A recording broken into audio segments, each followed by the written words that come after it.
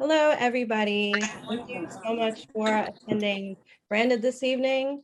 My name is Tara. I work with the Whitaker Group and beSocial on our community initiatives. And I'm here tonight with Garren Strong. Garren has an extensive industry background, having worked with both Jordan Brand and Nike on marketing and product. He now leads Circle of Winners and just launched a collaboration with Social Status, product of my environment, as part of the Color Code Initiative, a product collaboration program for Black and minority brands and designers to create exclusive capsule collections. Garren, thank you so much for being here with us this evening. I'm so excited to be in conversation with you. I know you have some amazing things to share with us, so I want to start with how you got your start in the industry. Cool. Appreciate the intro, first of all. Definitely honored and humbled by this opportunity. Um, but yeah, we can get into it, how I got to where I'm at in my journey. And just even Nike was through an internship I had coming out of college at the University of Oregon. I was a former student athlete there. So I had the opportunity to go up to Beaverton after I was done with school, got into brand marketing for the first 6 years of my career, focused on like Nike football, both North America and global, as well as athletic training. And then from there, I always had this goal, just talking with people and just connecting with people on campus. And you would always hear like product is king, product is king. And I didn't quite know what that really meant, but it was a thing that a lot of product people, I would say, said a lot of it. And as that happened and as I got to understand really like the business side and marketing and all that, product started to really pull me. I think because I've always been like a fan of style and fashion and things like that. And to be at one of the biggest brands or the number one brand in footwear was a dream. So I had a couple of like informationals connecting with other people of the industry or in the world of product, and then had the opportunity to interview for the Jordan training footwear product line manager role, which Jordan brand was starting to like get into training and really focus on that. So they started to build a business out of that. So I was like the first PLM to actually focus on that. That was short lived because they were only focused on training for a year or two. And then I moved over into the sportswear side where I did a small stint of basically retros and kind of everything outside of retros. So a lot of like the team shoes, a lot of the remixes. And then as the team started to grow and we started to get resources, I had the opportunity with my director to sit down, and he asked me just from my experience, what my interests were and what I wanted to focus on, or what kind of product did I really want to manage. And at the time, Jordan ones were like grouped in with just retros. So you had all the retros, and then you had Jordan one, which was like the mid and the low. And the focus was really on the high LG because that was where the heat was. Kanye West had wore the shoe. It's the best one. Yeah, I Do you like agree. mids? I agree. Huh? Do you like mids? We have to get on that conversation. That is a conversation for sure. I think everyone in here have their own opinion on mids and Yeah. lows. Um, but at that time, which was like end of 2016, 2017, there wasn't really a focus, like truly a business focus on the Air Jordan 1s. And from my experience of just working in retros and everything, I was like, I think there was a huge opportunity to really tell a story around Air Jordan 1s and build like an actual true franchise. Because the only franchise that was really like happening on campus at the time was the Air Force One. Mm-hmm. And you had like the Air Max series, but there's so many different models that like ebb and flow in and out of seasons and all that. So I told my director I just wanted to focus on Air Jordan 1s, which is my favorite shoe of all time as well. And he was rocking with it. And so from there, I just focused on Air Jordan 1s for the next 3 years. So basically from 2017 to 2020 was me managing and leading the Air Jordan 1 business. So you mentioned having been a student athlete. Did you always have like an organic like business acumen? Because feels like the transition for you is relatively seamless? Or Yeah. is that also as a part of that being based in Oregon? Because we know like Oregon is where the Nike headquarters are situated. Like they live and breathe Nike over there. Yeah, So yeah. I'm about to run some Black Ops 4, bro. After this shit, I ain't even get a damn kill, nigga. go ahead and mute. Whoever T. Cole All right, is, Steven. good luck with the Black Ops. Hopefully you get a game in. But for the business side, I think it was a little bit of both, you know, just being someone that just observes a lot and takes in like a lot of information and try to make it work for me and figure it out. From even seeing kind of my dad and how he worked and all that, to then, yeah, going to the University of Oregon and having the opportunity to connect with a lot of designers, a lot of marketing people that would come down, test product and all that. Like it was kind of I would say it was a process that if a student athlete and or someone that was working or wanted to work in the industry, there was an opportunity coming from the University of Oregon to kind of understand that going into a role or internship or whatever it may be. Once you get on campus, though, it's a whole different beast. Yeah. It definitely takes some time to transition and really to understand how to work on a day-to-day and get things done. Mhm. Yeah. And how was that for you? And what were some of the challenges that you met? It definitely had its challenges. Even when I interned, it was Oh, in like damn. it was in '09. And that was the same time that actually there was that huge layoff and dip in the market and all that. So I couldn't even continue my internship because they weren't hiring anyone. So I had to take off from there for a year. I went back to the University of Oregon just to kind of see if I even wanted to get back into coaching, really kind of spending time and prolonging the time of actually getting back up to Nike. Mhm. And even getting back on campus, it was me being a temp worker for almost a year. And then I think the biggest or the hardest transition was from marketing to product. Nike is pretty much separated into two, I would say two kind of parts of campus. You have the marketing side, which is everything outside of actually touching the product. So sports marketing, PR, retail marketing, all that. And then you have product, which is hands-on from engineering, development, color, material design, industrial design. And a lot of career paths, those two don't intersect or cross over. But you've done And it all. yeah, but the crazy thing is like, there's this competition, I think, on campus of just type A personalities in general. Mm-hmm. Is that if you're like in brand marketing, you're looked at as the people, the cool people that go to the events and host all this and go to the sporting events. And then if you're on the product side and product marketing, you're looked at as the ones that actually create and really bringing, the energy and really what consumers are loving about the brand.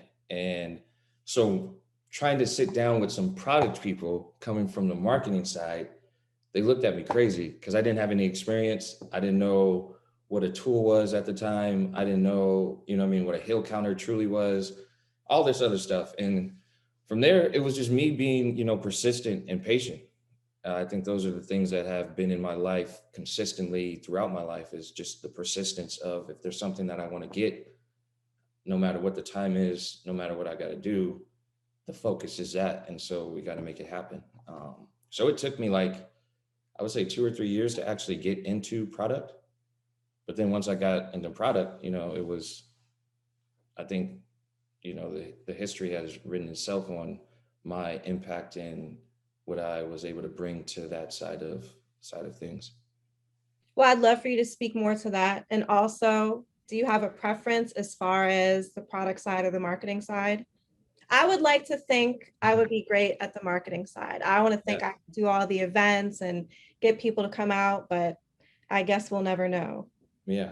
Well, if you love to spend money, that's the side of marketing. If you love to make money, it's the side of product. And I enjoy Great product. distinction. I enjoy a product a lot. I think just the day to day, you're always matched with some type of challenge, or you're always trying to build on what's new. You're Hmm. tapped into the culture or the trends that are happening. You're trying to create your own, you're working with different type of teams. It's really, if you really want to learn how to actually create a business, I think also you would want to be on the product side, because you get a budget for a shoe, you're either over or under or coming in target. You're trying to figure out how to grow the business, you know what I mean? So all those things are then tangible things that you can carry over into your own business and whatever else you have going on. So I would prefer product. um and then as far as, yeah, my last 3 years is like, I was front lines of the teams that were creating and building all the energy and buzz to where now the Jordan 1 is a staple, no matter if it's a low, mid, or a high. We'll talk about the mids later. Yeah, we can. We can. So as far as, you have the experience on the product side and building a brand. So can you speak to having branched off and built your own brand and how that process came about? Yeah, yeah. So Circle of Winners has been something that I've always been having in the back of the mind. I think, also to speak on the product side, you have to have somewhat of a entrepreneurial or like enterprise way of thinking. And for me, that's kind of what Circle of Winners is really inspired by just my lifestyle and mindset of friends, teammates, former teams, everything that I've been a part of or have been a part of my life, to then bring that to life and hopefully inspire others, motivate others, because I get inspired and motivated by others.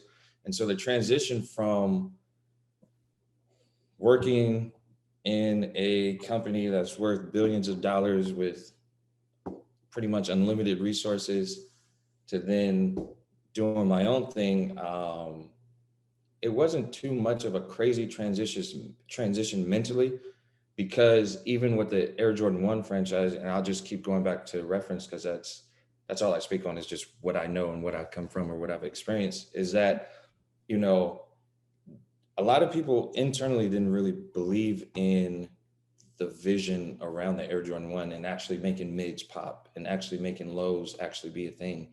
And so for me, every day was a constant battle of going into these rooms and having to show why, or to continue to share the same plan or the same vision, even, managers or directors that I had to report to were kind of still on the fence about really the investment into Jordan 1s. And for me, it was more about just, like staying the course and staying down and like making sure that what I believed in came to fruition, or some sort of it came into fruition. Maybe not the entire thing, because I think as part of being like a good team member or teammate is like, there's some things that you'll have to sacrifice for the bigger picture or whatever it may be. So again, I was kind of already in that mindset of having to push forward and put things on my own shoulders to make things happen, to then now it's really up to me, like truly,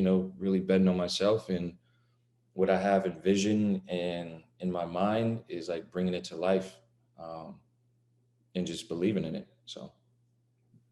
So the idea of it being a circle of winners, right? And I have a link to the Circle of Winners website in the chat if anyone is unfamiliar and wants to check that out. Is any part of that derived from your background as an athlete? It's absolutely derived from that. And from that, it's also derived from some of my inspirations throughout my life. Jay-Z and just his core that he keeps around him. Even back off of Reasonable Doubt, he had a bar around Circle of Success. And to this day, you hear about the guys that he was rapping about back in the mid They're 90s. still there. And they're Ty still Ty is there. there. Emery is there. Yeah. Ty is Yeah. there. Yeah. That's beautiful. So like the modern day of Nip Hussle, like, although he passed, like I was a fan early on just because of what he stood for and what he talked about. And I've been a part of teams that definitely punched above their weight, but also had its losses on like where, talent wasn't really working hard. So we felt that and caught a couple of L's. So it's definitely, derived from that and inspired by even my close group of friends and colleagues over the years, that have inspired me. Like really, and just wanting to see my own win and at life and on their own terms. I think is the biggest thing is like whatever you want to do or however you want to do it, you know, if I'm with you, I'm with you, and I'm here to support any way I can. Uh, and then with that, the more that you have a team around you, the more it brings everyone up. Like everyone has a seat at the table. No one's leaning on anyone for nothing. Like we're actually truly here to help and support whatever cause that's going on. So Yeah, no, I love the idea. I always reference a seat at the table and building people up to stand next to you. I love that sentiment.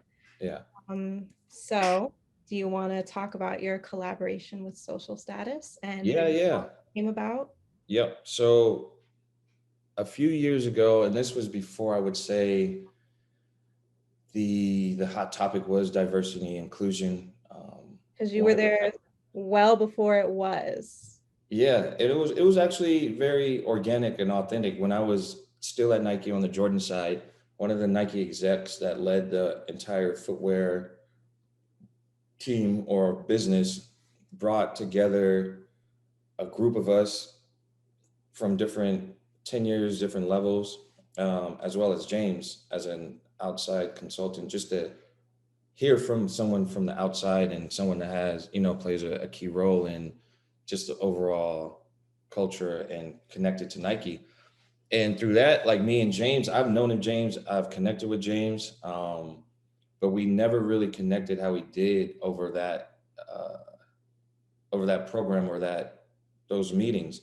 And from there, when I took off, he was one of the first people to, just reach out and say what's up.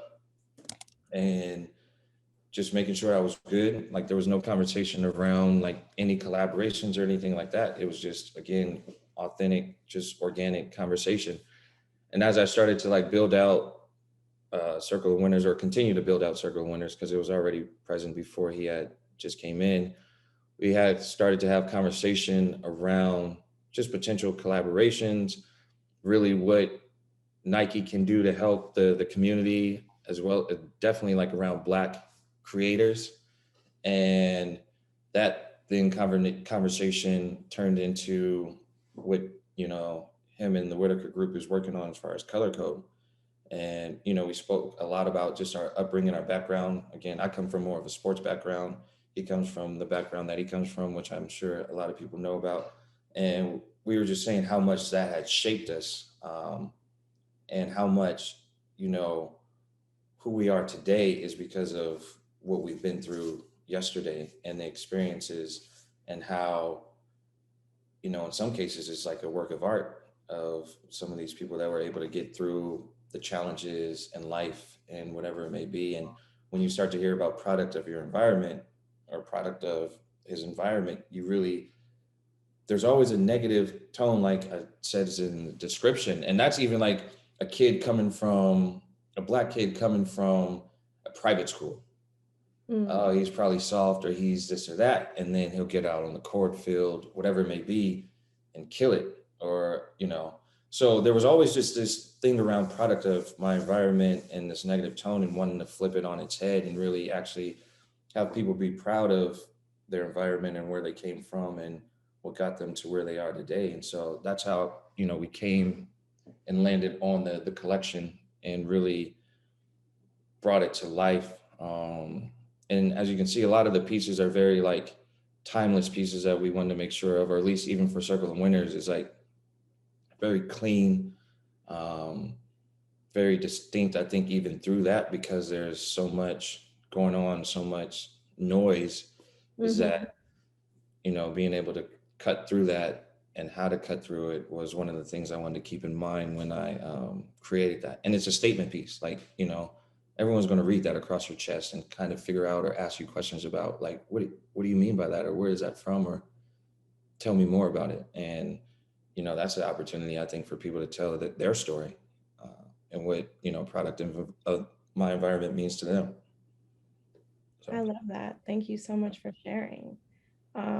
So yeah, I also posted a link to a Hypebeast article, which gives details about the Color Code Initiative, which again is a Black design program.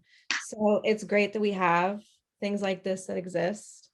But Garren, what do you think the industry at large can do to continue to center Black and Brown voices, not yeah, just center, prioritize Black and Brown voices, because everyone knows we are the tastemakers. It's right. evident from the work that you've done within your career. So where are they missing the mark and how can they do better? Yeah, I think one of the biggest things that um, guided me as well was starting like with self-value, and just understanding that and self-awareness. And then when you're connecting with these brands and or these these groups of people that maybe not get it, is not devaluing yourself or bringing yourself down because they don't understand that. I think, what we're doing now, continue to push the line and push forward with like, yo, we're gonna make this happen either with you or without you. Because the culture moves around us. And I think, with brands is really them coming with more of their ears to the table than a agenda, and a making something always a priority is really like being able to collaborate and connect and tap into what's really moving and shaking. And I think platforms like this, I think, voices of the Jason Maidens and the James Whitners, and the names go forth of like really kind of knocking down these doors and having these brands work with Black and Brown brands and creators, no matter what, is where I think the opportunity is. Like you said, we all know where the culture and what is really moving and shaking and where it's coming from. It's like for us also, I think, to build our own infrastructure in our own communities, and again continue to build the brands and create more brands to where we're not even leaning on the more of the commercial brands or the Fortune 500 brands. Like we have truly like our own community, our own infrastructure, our own way of doing things, to where we become self-sufficient, where we don't even need them. Yeah. Uh, and that also comes from like support of each other, obviously, help of each other, inspiring each other, and all of that to really, I would say, make an impact is, you know, building ourselves up and then worrying about the rest when we need to. But I would say focus with us first and then get to the rest. So to that point, what advice would you give to somebody trying to break into the industry? And I know it's such a broad reaching Yeah, question, but I'm anticipating people asking. I would go back to staying down and staying the course and being persistent and patient while continuing to look for inspiration, um, support, collaboration. There's this thing, so there I don't not a lot of people know, but like I think one of the things around successful people, and even talking with H. White, who's like the godfather of Jordan Brand. I don't know if you guys have heard of like Howard White, but he's like, he goes way back. And he would always talk about just discipline, structure, and habit. And the more that, you have that, the more it frees up for you to do other things. And I believe that with anyone that actually is trying to crack into the the industry or trying to create their own, is like, start to build a structure around yourself, start to have discipline that turns into a habit, and start to reach out and like actually try to connect. And, if the first door closes, knock on the second one, the third, the fourth. That's if you really, this is something that you really, really want to do.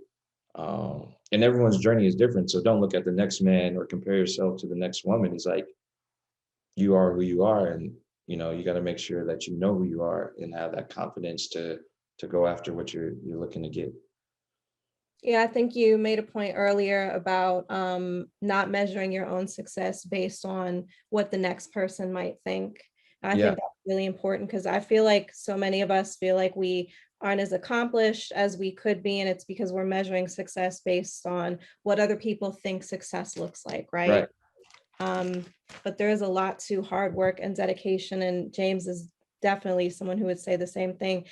My favorite thing that he always says is finish your breakfast. Yeah. And I try to like remember that, especially Mm. when I'm feeling sluggish and not particularly motivated. Yep. Um, Yeah. And, like, obviously, we're all aware of what's going on. Social media makes it hard for you not to be aware of what's going on. And, if you are a competitive person, then let that drive you to be great, but don't compare your successes to another person, especially if you don't know the work or the grind or those dark hours or late night hours that they've been through, and you're just seeing what's happening on Instagram or asking, how did this person do this or this and that? It's like there's something or there's a story to everybody, and the more you can focus on yours, the better off it'll be for you in the long run. So yeah, I agree. And a lot of the stuff we see on social media, if they're posting a lot, it means they're not working. So right. take that with a grain of salt. Um, Yep. there's a really good question here. Vargas, I want to get to this, but Garren, I did want to ask, and this was something I was personally curious about. How have Mhm. things shifted since the beginning of your career to now? And Yep. have they shifted for the better or the worse? And I think we know, and it goes without saying that there is more work to be done. But Yeah. They've shifted. I would answer that question like they shifted how they're supposed to be or how it was supposed to shift. Um, I have my vision and the goals for myself are like ongoing. Like I have my short term and I have a vision, but like I think the biggest thing is like as long as I'm doing what I want to do and how I want to do it, like that's what I'm more focused on. And like how do I also connect with others to inspire them to do the same? And so, you know, having a dream of like work or trying to get to the league and injuries sidelined me from that. But I wasn't done with that. Like it's like, okay, how do I then get to the league or at least be close and around the same kind of world without actually showing up on a Sunday or whatever it may be? And growing up in the 90s, like Nike was and still probably is the number one, sports brand. And so for that, it was like, how do I get to Nike? I got to Nike. And right off top was like my dream job. So for me, it was even like how to figure out what do I do from here because this can't be it. At least that's what I thought. And some people are cool with like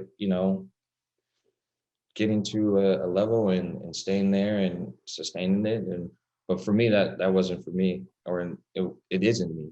And after really like falling in love with product, like that was the next big dream. I didn't know it was going to be for my favorite shoe of all time, but it so happened to work out that way. And now it's like building this ecosystem of and inspiring and like uplifting, you know, cats that have like the same mindset and building from there. And so, yeah, I wouldn't say that it's better or worse. It's like it's where it should be. And the continuing of that is again based on me and what I want to do and what I want to get out of it. And for me, it's like circle of winners to the world. So however long that takes is the focus. yeah, the fact that you built a brand and so much of it is rooted in like inspiring others and building others up. What's your long-term goal for Circle of Winners?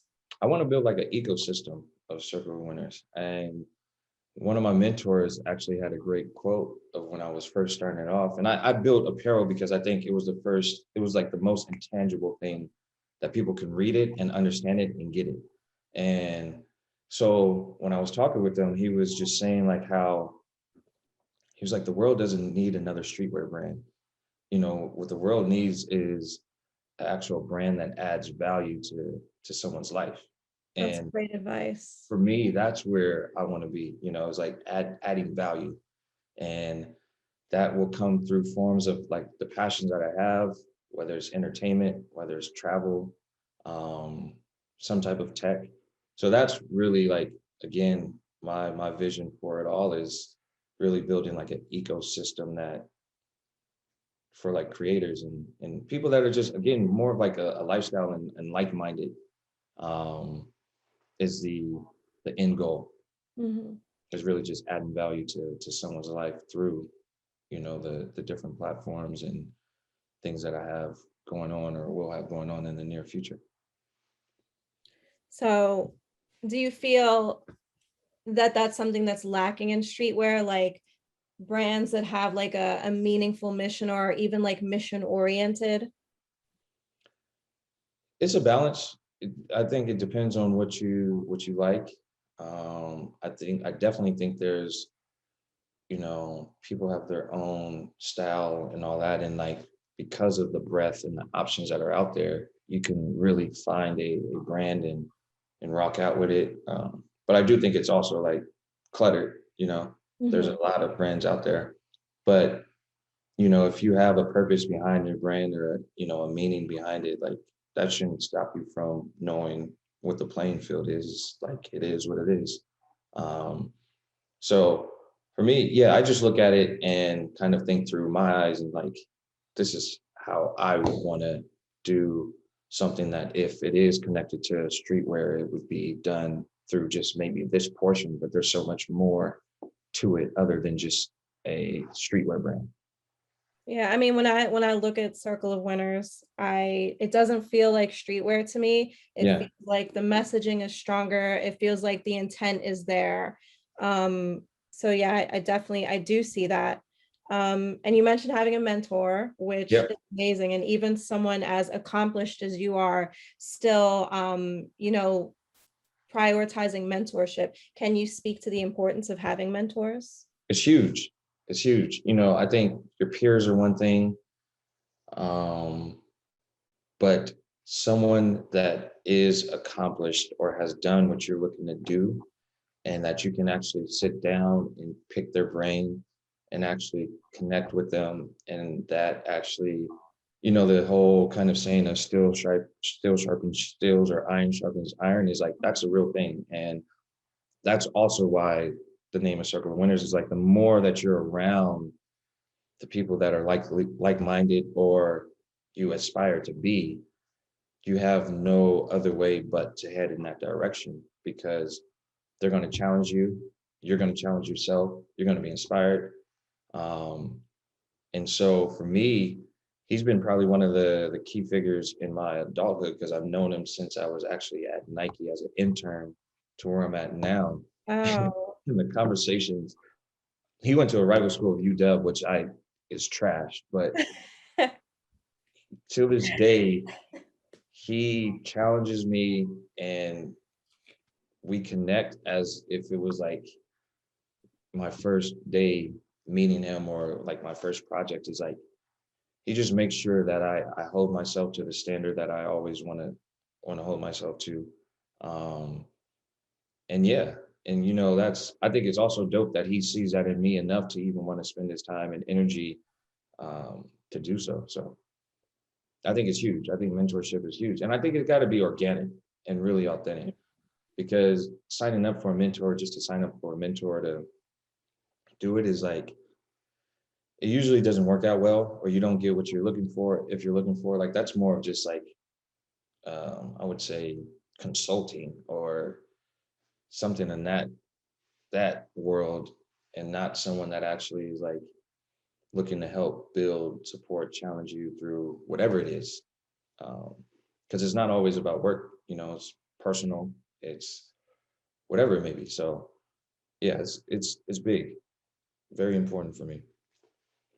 I think anyone in my life who's served as a mentor, James in particular, I've never asked him to mentor me. I've Right. worked under him for so long.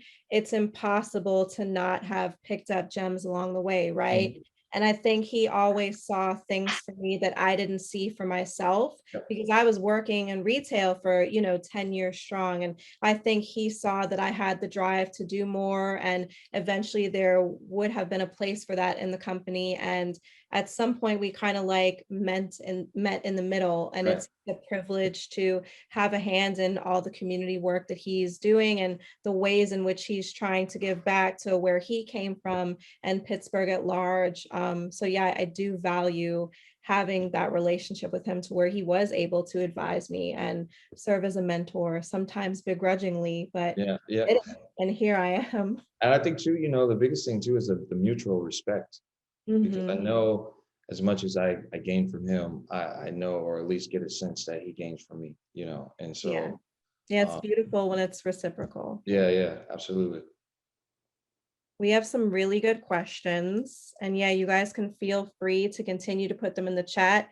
If you want to raise your hand and ask a question, you have to let me know mids or highs. That's the first thing I need to hear. We do have a question. Someone wanted to know, how does one get out of the industry? Yeah. I think what I did use to my advantage was the networking. And if you are in the industry and if you are moving and shaking and you're going to these, whether these pop-ups, whether these social gatherings, whatever they may be, or if you're working even with like other brands or whatever it may be, I think you really do need to connect with some of those people. And again, for me, it's always been like organic. So the more that you can tap in with these people of the industry, you'll find out that they have a lot of things going on outside of the industry, or they can put you in contact with those outside of the industry, as well as what I did was like I started to build for my exit of the industry, and that was my plan. Like there's a lot of times that people overstay their welcome, um, or just, and that's from I've seen it definitely athletic wise. Some of these greats that like 2 or 3 years past what people have known them for, at the level that they've known them for. And for me, taking off from Nike or Jordan, my biggest thing was like seeing other colleagues in the past that have either gotten let go or they left and it was just a bad situation of how they left. I wanted to leave on my own terms. I wanted to leave in the good graces and the position that I knew that if I left, no one can even speak bad about me or even just my work. Because again, that at the end of the day, your work says everything. And Mhm. so, and yeah, even when I took off, people were so surprised and like thrown back of someone that has done this for the Air Jordan 1 franchise and business is leaving. And it was always about, again, like doing things on my terms and how I wanted to make sure that my lifestyle was something that I created or have have have built and have worked for. So I think, again, going back to one, using the network that you do have, and then two is like start to really work and build and put time towards that that passion, or maybe that project that you just had on the side, and work from there. Always start with like the end goal in mind and then work backwards. That was another thing that one of my mentors or my mentor told me is like, if you have the vision, you have nirvana or the goal at the end, the light at the end of the tunnel, is like, now work backwards on the steps that you need to do or need to have to get to that. Mhm. And that will then put you in the best position that you need to be when you actually exit or take off from wherever you're leaving. And that's how you even like, I think, even build a plan is like, the whole thing of work the plan, plan the work is Yeah. all of that. So yeah, I would say usually or for sure use a network and start to build on your own and reach out to people and get advice and get feedback. Even if you don't want to hear it, is like that just prepares you for what you're probably going to have to deal with, when you do take off. Because yeah, there's no more life vests or safety guards when you take off from the industry and now you're on your own. Like I can't just turn off my email, come into a meeting and not really speak and know that the product is going to be good. Like Mm, it starts and ends with me now. yeah. So sorry for the long-winded, but that was a good question. Yeah, it was great. Uh, We have another one. How can people contribute to the support of the building of that ecosystem you spoke of with Circle of Winners, beyond or in addition to purchasing the products? yeah, I would say after this, if you can reach out to me, I can send you my information. Um, we can just wrap and talk through things. For me, the biggest thing though has been the focus of getting this brand like truly off the ground because it has been around for a couple of years, but like with this collaboration and the things that I have in store is really the start of it, knowing that I have other things in mind. But I would say it would be more of just me connecting and really, sharing ideas and thoughts and seeing where there is synergy amongst whoever it may be, and how that can actually come to fruition or just be supported by. But right now, yeah, it's just product. Um, so We have another question about the challenges you're facing right now around your brand. yeah, one of the things is I go back to this a lot of just around like standards and like integrity, and because there's so much out in the world, there's so many things that I could like jump on, but I don't because I'm in it for more of the longer part of the race or the things that I have in mind. And so I think my challenges just come from not trying to follow what's going on or the trend, making sure the people I do connect with are actually thorough people and that are actually, stand up people that are trying to connect for the good reasons and not for a come up or not for posting things on Instagram or whatever the agendas may be. Those are the more of the challenges and like how to continue to build each and every day, because this is still different for me of like going into an office and or working on a product with the major team to where now it's just me and a couple of people that I tap into, and um, finding the energy every day to push and to, I would say, to lay one brick at a time is really my thing that I'm focused on. Is whatever the day is make sure that it's a productive one, you know. But yeah, the challenges are probably all the challenges that everyone else is dealing with of just, the noise, um, the authenticity of things, really making sure that things stick, that, what you do have in your mind and that you're putting down on paper, it works and makes sense, and going from there.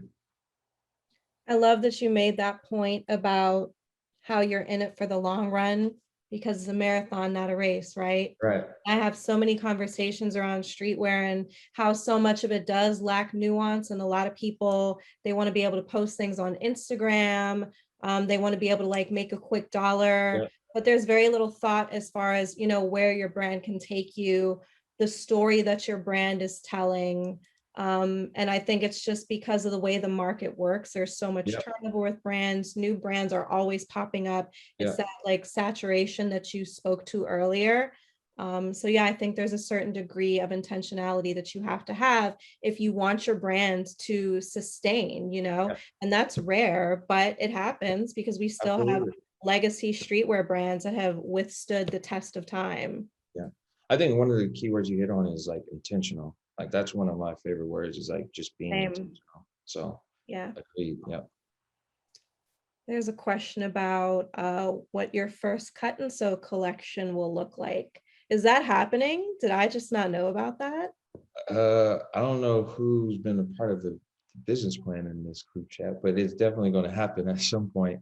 I'm huge into travel, and one of the capsules or collections that I've been holding off for the longest is like a Circle of Winners like travel collection or capsule, which I would definitely want that to be cut and sew. So stay tuned for that. Hopefully sometime in 2022, maybe, we'll see. That's But yeah, there exciting. definitely will be cut and sew pieces. Yeah, moving forward. Um, okay, this one. How important is language to your brand and to your ecosystem at large? And the context is this person hates the word support in the context of Black Mm. owned or led businesses. Oh, I just had that conversation the other day around support. And there's, because it can be a very passive word. And I try to use my words wisely and all that. But I do think, with support, because of the different ways of supporting, whether it's financially, whether it's that text or that call, whether it's, you spreading the word, I think for me, it's something that I'm still working through, and what I need to filter out with support compared to, I guess, more of like a long-term type of support than a short-term type of support. And we've, as a group or society, I think we've fallen short in truly what support is because of how accessible and easy and what social media has done of like just a tap or a like. Oh, I supported you yesterday. I liked your picture. Right? It's like, wait, hold on. I'm not saying that I needed your support, but don't call that support, Yeah. you know?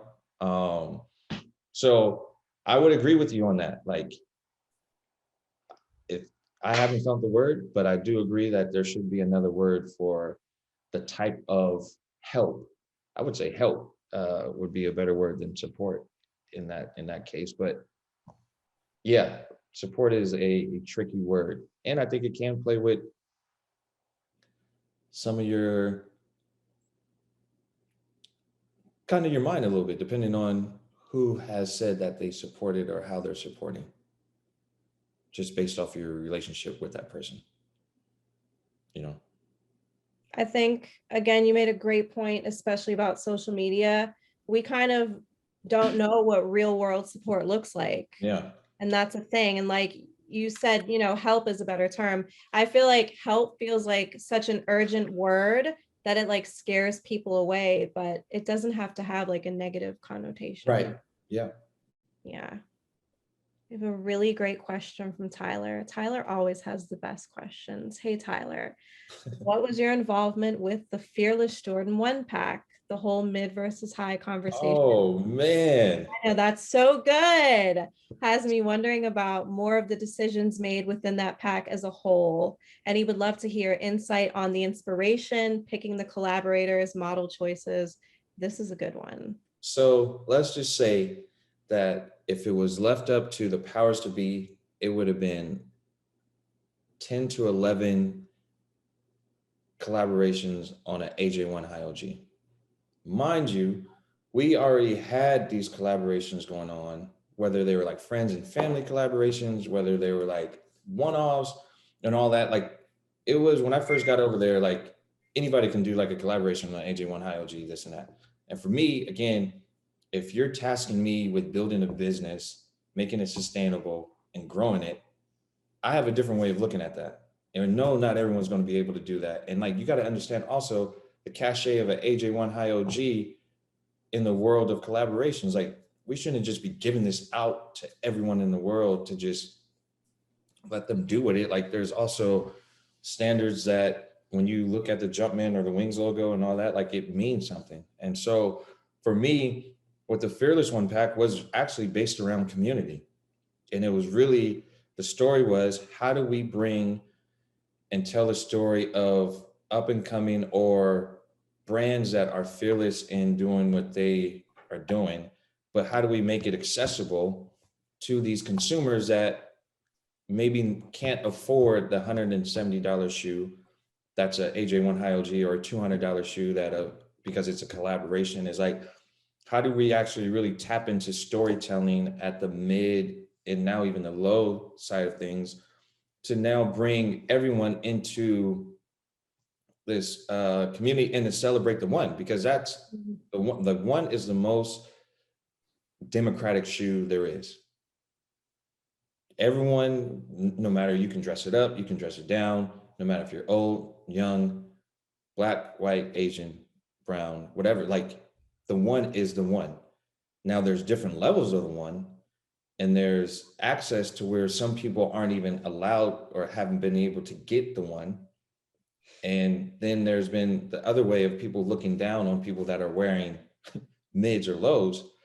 So how do we actually bring in just all of it together, and really celebrate, those that are being fearless and celebrating these smaller subcultures or communities within it, because the one lies within all of these communities. Mhm. And so that's really was the brief and why the mids instead of the high OGs, because like that was going to be super predictable as well. And leading up to that point and everything after is like, we're still doing collaborations with the ones. We actually got people to wear mids that I know said they would not wear mids, but like the Blue the Great colorway was probably like the most sought after one, and still to this day. But how we then chose the collaborators were, I reached out to each, we work with a merchandise team, and they have, you have a global team, then you have a North America team, you have a Greater China team, you have a Asia Pacific, or APLA, we call it like Asia Pacific Latin America, I think it is. And then you have a Europe team. And the task was like, hey, in each of your guys' geos, identify someone, basically a brand or person that meets the brief of being fearless. And we had criteria and all that, and some matched everything, some matched half, whatever it may be. And they came back, and then we just started to work with the collaborators or whoever they chose, the brand, to then create the shoe. And this was all done though, I think, for those collaborations, I think they were done like a 3-month time or 4-month time. So a lot of it was also pretty quick turnaround. But that's why the mids and the collaborations and all that too, because now I went from, if you're talking about growing a business, I went from, again, the AJ1 just being, high OG just being the thing that everybody wants, to now people can play into the mid, and the mids are cool, and you have artists and entertainers that are wearing the mids, and some of them don't know the difference. But also, it's just now the storytelling and the focus has shifted from not just one shoe, but to all three models, from a high OG to a mid to a low. It's like, depending the season, you can get a collaboration on one of those shoes. But before my time, it was just an AJ1 and high OG. And we would have probably dropped another a bread or a black red. We would have probably dropped another red, white within. And for me, it was like, how do we use those colorways, like the true classic colorways, to tell deep stories on like anniversaries or games or whatever. Before, it was just like every 3 years, let's just drop a AJ1 black red, or 4 years, or let's try to flip it with material. And it's like, yo, at some point that's going to get stale, and you're going to kill that shoe. And then you're going to have to put it in the vault for 7 to 10 years before it can come out. So how they were doing the threes, but it all shifted. So that's the long-winded story, insights behind the shoes for the Fearless Pack, which was fearless in itself because it almost didn't happen. We do have one more question in here. With the advent of bots and resellers, are there any efforts being made to make these sneakers that are becoming more popular, more accessible? They're trying. The biggest thing, I just had this conversation with someone that's still working on the Jordan side and Nike side, is that, Nike isn't a tech company or a tech brand. So there needs to be more investment into the technology of the sneakers app to really make sure that, people are getting a fair chance or whatever it may be, as well as they are working on trying to make things more accessible just in general. And I think that's also why they're going to the Nike direct offense, but yeah, it's an ongoing conversation that's been around for the past, I would say like 5 years around, like really, how do we kind of fight against the bots and give, cats that are actually fans of the shoe an opportunity to buy the shoe instead of catching an L every Saturday. To that point, during your career tenure, at what point was Nike like, oh shit, like this is a thing, we got to do something about these resellers? Like, did that moment happen? Oh, actually, that's a really good question. I would say it was recent though. It was like 2017, 18, because that's really when it like hit. So it was around that time where at first it was anti-reseller because it's like, oh, if they're making money off our shoe, we should be selling the shoe for more. And it's like, no. That's not how things work. This is like, in a sense of like the streets. So it's like, that's not how the game is played. What we do want is actually, what it's telling you is that your product is hot enough that people are paying 2 to 3 to 4 to 5 to 6 times much. Obviously, exclusivity plays a role in that, but also, storytelling and whatnot. So now they have come to understand it and use it more of like a KPI than an actual, let's send out let's try to figure out how to stop resellers. I think the biggest thing about resellers are the ones with the bots that are then selling multiple shoes or multiple, units of the same shoe. That's where the whole reselling situation. But as far as like people that are buying and just flipping it and the pricing and all that is like, it's now used more of like as a KPI and just understanding like, how do you control that in general? Like there's no way to control that. Mm-hmm. In a sense, it's a free market. Yeah, I think my whole introduction to retail and to social status was like hype culture. I remember the Yeezy release was Right. a huge deal in Pittsburgh. Like people were lined up for a week. And I'm like, oh, this is crazy. I would never. Years later, I'm like lined up outside of DTLR trying to get like the Royal Ones. Oh, not only because we didn't get them in my size. I'm very loyal to social status. I don't like to shop elsewhere. Yeah. I had no other option. I had to go there. Yeah. We had some really great questions from you guys. Vargas, you've had your hand raised for a while. Did you have something you wanted to add? Yeah, I have a question to Garren. Can you guys hear me? Yep. Yes.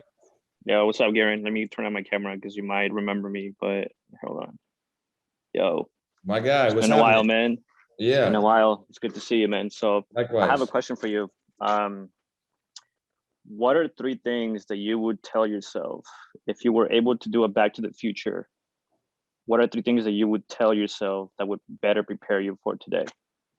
This is such a deep introspective question. I need a moment. Oh my goodness.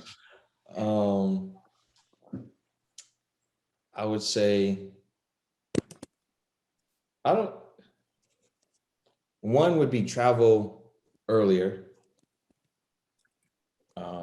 Because I do think that the more people travel, the more, worldly they become, the more that their understanding of cultures, similarities over differences, and really, the more you travel, like the more you actually change as a person, not in a bad way, but like you really start to understand yourself more. So I would do that earlier. 2 would be to trust your instincts and your intuition. Again, that's something that I've built over time to where I know what that means now, to where it was hard to say what that meant back then.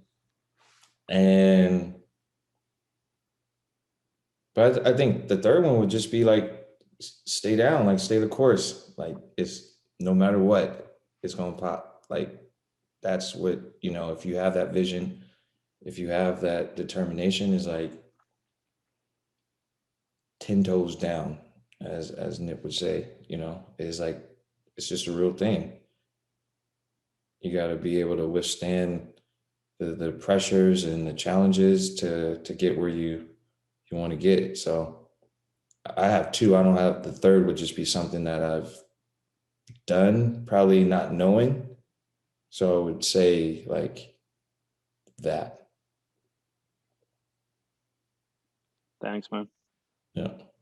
That was a great question. Thank you for that. Does anyone have anything else for Garren?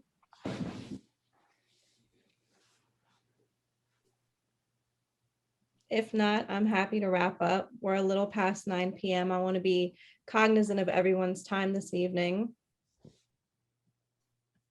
These are really great questions, though. I appreciate everyone interacting.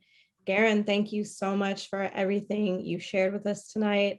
It's been great hearing about the work that you've done, the amazing work that you're doing now, and I'm sure you have great things to come, and I'm looking forward to seeing your continued career trajectory. It's really been an honor being able to spend my evening with you and talk to you.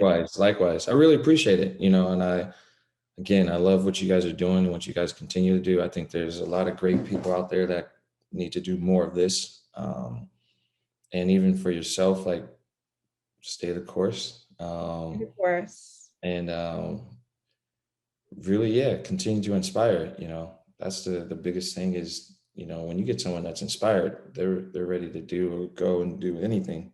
Is all they need is some inspiration. I think just our community in general is based off of that, something that's real, that inspires. So yeah. Yeah, no, that's amazing. Thank you so much for the gems. Thank you everybody for joining us tonight. Everybody have a great evening. Be safe.